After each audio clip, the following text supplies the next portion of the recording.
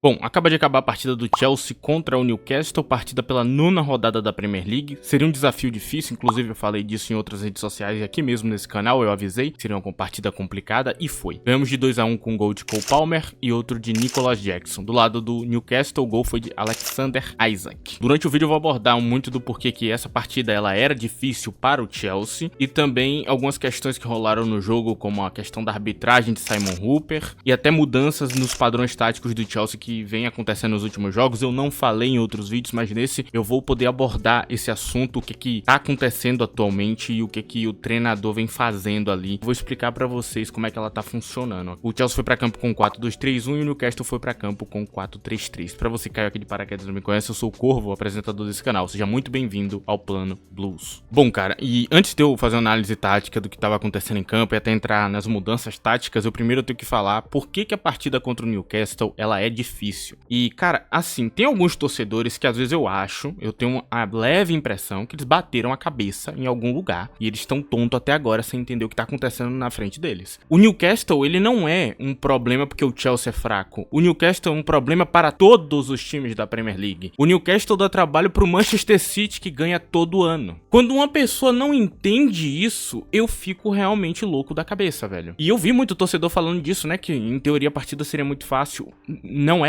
É o Newcastle. O Newcastle é insuportável. É um dos times mais chatos de toda a Premier League, cara. Toda partida contra esses caras é difícil e não importa o cenário. E o problema pior ainda é que um cenário de um treinador que pratica o guardiolismo. É um treinador com um jogo de controle extremo, que quando as coisas ficam caóticas, as coisas dão errado. É algo meio óbvio e objetivamente um problema. Quando eu vejo um torcedor não entendendo isso, eu fico assustado, porque isso é explicado em todo lugar. Se você vê a galera explicando como funciona, tá em todo lugar, cara. Todo mundo fala sobre isso. É óbvio que ia ser um problema, é óbvio que seria uma dor de cabeça. Então, só pra deixar claro isso aqui, é óbvio que o Newcastle seria um desafio grande pro Chelsea, porque é um dos times mais caóticos no ataque, é difícil de enfrentar o ataque deles. Você, via padrões ali que são completamente fora do comum. Você também podia ver, por exemplo, o Livramento pisando da lateral direita até a lateral esquerda, indo e virando ponta daqui a pouco. As tabelas fazem com que os jogadores se disposicionem e criem alguns padrões muito difíceis de você prever. Então, é um ataque caótico, difícil, é um jogo muito físico, então é um time que vai ter menos aberturas que os outros, e foi um jogo muito complicado, ok? Então eu esperava, por exemplo, um empate. Eu achava que a maior probabilidade era um empate em cima deles, e quase foi, ok? Foi por milagres, por detalhes que isso aqui não foi empate pro Newcastle. Deixa isso aqui bem claro no início, porque, cara, me assusta às vezes o torcedor não entender isso, velho.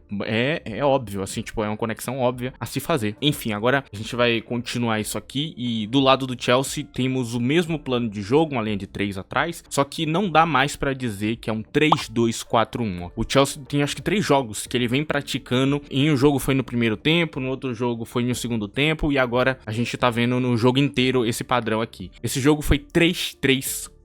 E essa foi a formação real em campo. E eu vou aqui pro Line-Up Builder explicar pra vocês como é que ela funciona. Bom, tô aqui no meu Line-Up Builder, como vocês podem ver, vocês já conseguem enxergar a formação. Essa aqui foi onde os jogadores mais pisaram em campo. Inclusive, talvez eu deixe algum mapa de calor aí pra vocês entenderem, né, do que eu tô falando. Vou deixar dos 3 meias, que aí fica mais fácil de entender, já que eles estão pisando e tudo mais. Enfim, vamos lá, vamos entender o que está acontecendo aqui. Cara, o Chelsea, ele não tem nenhum lateral invertido decente. Dá pra deixar isso bem claro. Não tem ninguém que saiba fazer inversão direito. Acho que tirando o Renato Veiga, que ele sabe pisar bem no meio de campo. Os outros jogadores não estavam encaixando muito bem. Inclusive, essa é uma questão que não devia ser nenhum questionamento de ninguém, porque é algo que eu falei no início, quando ele chega, que o elenco não tinha encaixe com ele. E não tinha mesmo. Com a ideia que ele praticava no Leicester, não tinha. Então ele vai ter que mudar. Lembra que eu falei lá no começo? Ele vai ter que mudar a ideia dele e adaptar pro Chelsea? É o que tá acontecendo. Porque se ele ficasse repetindo aquele padrão do Leicester, a gente ia começar a perder muito jogo. É óbvio que ele quer ter a solidez defensiva mínima que seja. E você vê que agora nos jogos a gente tá com a defesa melhor. A gente dá menos lacuna durante as partidas. É por causa desse tipo de mudança. Eu vou abordar outra mudança futuramente e eu vou mostrar pra vocês talvez um padrão lá na frente, mas atualmente tá assim. Tem uma linha de 3 na zaga, clara, né? E há um espaçamento menor, tem uma conversação mais por dentro e é uma fixação maior dos volantes, né? A gente vê Caicedo e Lavia bastante fixados na maior parte do tempo. E o que acontece é que Gusto se junta ao meio de campo, né? Então você vê que Lavia ele tem um balanço mais à esquerda do campo, Gusto um balanço mais à direita e Caicedo bastante fixado, sendo o cara da contrapressão, né? Ele recebe a bola em cima da pressão pra fazer fazer a bola ir pra frente. Basicamente, ele fixa Gusto mais ao meio de campo em um lado específico, em vez de ser um lateral invertido que joga no meio de campo e aí esse meio aqui sobe, entendeu? É como se ele tivesse fixado um volante à esquerda e o lateral invertido é mais lateral mesmo, só que ele sobe uma faixa de campo pra virar meio que um meia à direita, digamos assim. É mais ou menos como funciona. O que é um pouquinho diferente do Leicester, porque no Leicester era basicamente vir um lateral invertido pra liberar esse volante e ele ir pro ataque. Não tá acontecendo essa do volante pro ataque, se vocês perceberem. Essa é a grande mudança. É um 3-3-4. Outra coisa que vocês podem notar é que como o Gusto ele sobe mais pontualmente, ele não tem esse trabalho de estar o tempo inteiro no meio de campo, ele volta pra compor a linha de 4 muito rápido. Então não tem mais nenhuma lacuna, digamos assim, não perceptível. É mais difícil você perceber, ainda mais com os volantes bloqueando a criação do cara. Então a transição do cara fica muito mais difícil. Outra mudança é o 9 não central, ok? Nicolas Jackson jogou mais com balancinho um pouquinho mais à direita, acho que eu vou deixar o mapa de calor aí na tela, e Palmer jogou um pouquinho mais à esquerda. O que é estranho, porque Palmer joga normalmente à direita. E basicamente não tinha um 9 central.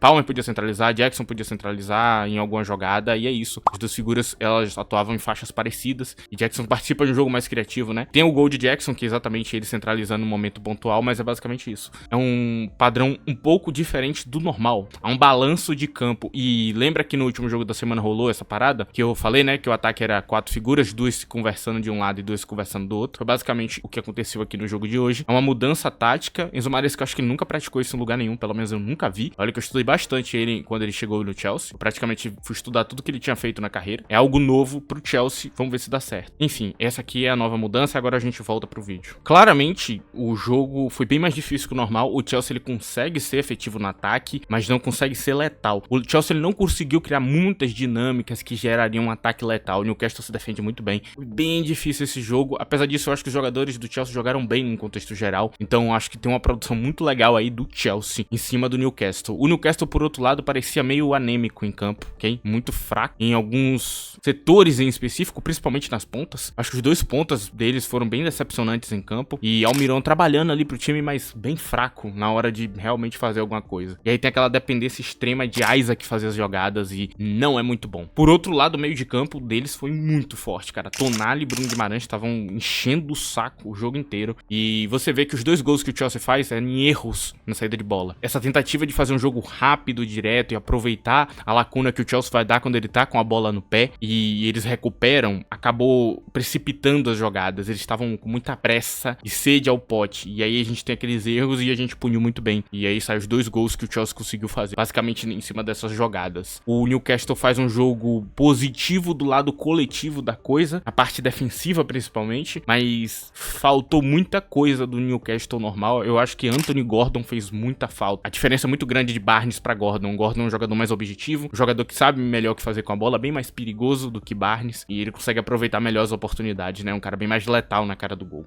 Barnes fez umas jogadas bem estranhas durante a partida, então eu não tenho nem muito o que falar, cara. Eu acho que um brilho que a gente pode ver ali em Bruno Guimarães, velho. Eu acho que ele fez total diferença pro jogo ser tão equilibrado. E uma coisa que eu sempre falo no Newcastle é que a saída de bola não é feita por uma pessoa, é feita por várias. Se vocês notarem o padrão desse jogo, o Tonali e Bruno Guimarães fizeram a saída de bola meio que misturado, né? Uma hora era Tonali, outra hora era Bruno Guimarães. Às vezes até Joelinton pegava na bola pra sair com a bola como um primeiro volante. Vê que esse meio do Newcastle ele tem essa dinâmica. Ed Howe é muito inteligente. Ele consegue criar essa dinâmica imprevisível em quase tudo que ele faz. E aqui a gente tem um ponto de crítica que eu falei do Newcastle há um tempo atrás, que o elenco deles não tinha uma rodagem boa. E você nota que o Newcastle, aos 68 minutos de jogo, eles tentam fazer uma mudança tática em jogo, tentando trazer o Willock, Longstaff e Murphy. Você vê que esses jogadores têm zero efetividade pra mudar o jogo. Nenhuma mesmo. Então, é meio que o time ou permanece no mesmo ou até piora. Bem complicada a situação do Newcastle, porque ele tem um elenco principal que se equipara um pouquinho a um time de Big Six, mas os reservas são muito fracos. E você vê como eles não têm banco, e a gente tem um banco muito forte, né? Tem figuras muito fortes no banco. Nosso banco tinha Nkunku, João Félix e Jadon Sancho, tá ligado? Tipo, ó, 3 caras muito bons. Enzo Fernandes estava no nosso banco. Vê que a diferença é muito grande de elenco, né? O elenco, a diferença é brutal entre os dois elencos. E o Newcastle tenta resistir, mas é complicado. É muito complicado a situação do Newcastle atual. E eles fazem um jogo interessante, ok? Não vou reclamar, não. Acho que competir do jeito que eles competiram nessa partida foi interessante do ponto deles, apesar deles não ter rodagem nenhuma de elenco. Bom, cara, do ponto de vista do Chelsea ali, eu acho que o plano de jogo inteiro funciona muito bem. A gente consegue construir bem. O controle do jogo foi muito bem feito. A gente tava com a bola no pé na maior parte do tempo, controlando as ações do jogo. O Newcastle